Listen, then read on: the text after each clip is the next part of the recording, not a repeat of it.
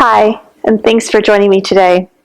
Today we're going to be talking about trauma-informed Yoga Nidra. It's important to note that Yoga Nidra can be activating for some individuals.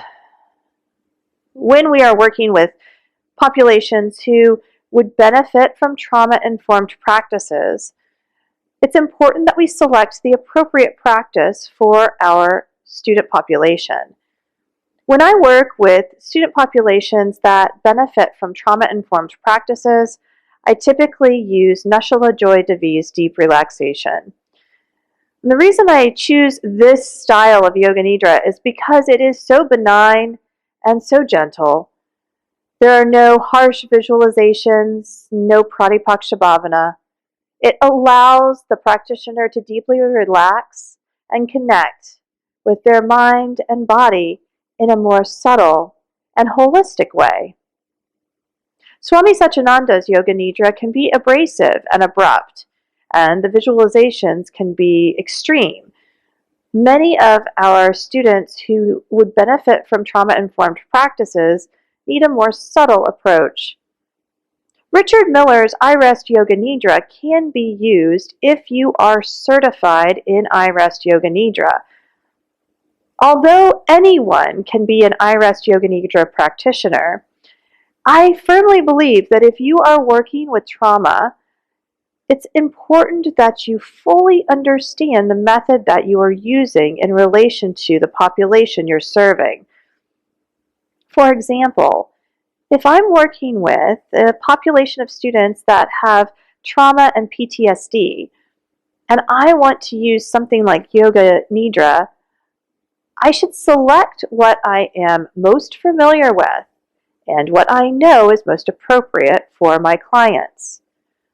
iRest Yoga Nidra is so complicated and so complex that although it is perfectly fine to purchase Richard Miller's iRest Yoga Nidra for PTSD and use it with general population students and clients, I would not suggest that you use it with the trauma-informed population unless you are fully certified in iRest Yoga Nidra.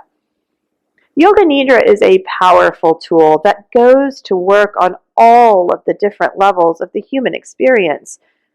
Its aim is to integrate and create a cohesive platform for present cognition. When we know how to use it as a tool for healing, it can be extremely beneficial. But when we are not fully aware of all of the nuances and potential counterindications, we might want to stick with something that is going to be well received in almost all populations. Nashala Joy Devi's deep relaxation was written and tested in populations dealing with intense traumatic life events, heart attack, cancer diagnoses. This is the population that Nashala Joy Devi worked with when she was working with Dr. Ornish and developing this healing path of yoga. It is the perfect complement to any trauma-informed practice. And again, it does not use any polarizing visualization, imagery, or cues. When we hold space in a trauma-informed way, it's important that our students know what to expect. Typically, I will start a trauma-informed session in the following way. I'll introduce myself, and I will clearly lay out the expectations for the class, whether it's an asana class or a meditation practice. I will explicitly tell the students how long we will be in practice, and I give them options to modify. For example, if I was going to lead a Yoga Nidra to a trauma-informed population, I might say something to the effect of, please feel free to sit up at any time if you feel activated or unsettled.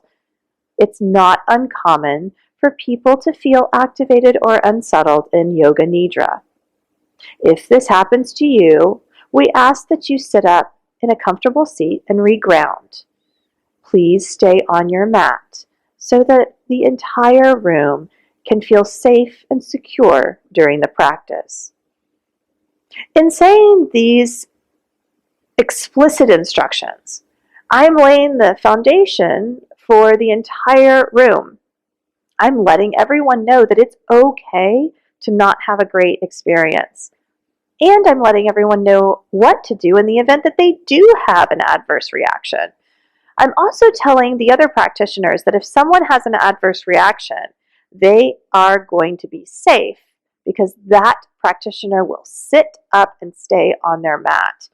It can be extremely unnerving and unsettling for someone to be walking around when you are trying to practice Yoga Nidra, whether you've experienced trauma or not. Giving your students explicit instructions helps to provide scaffolding and support so that you can hold space effectively. Let your students know how long they'll be in practice, and let your students know that it's okay for them to ask you questions at the end of the practice or check in with you. Be available. If you're hosting a trauma-informed event, hold space. Be available and accessible. At the end of practice, encourage that all of the practitioners drink some water and reground.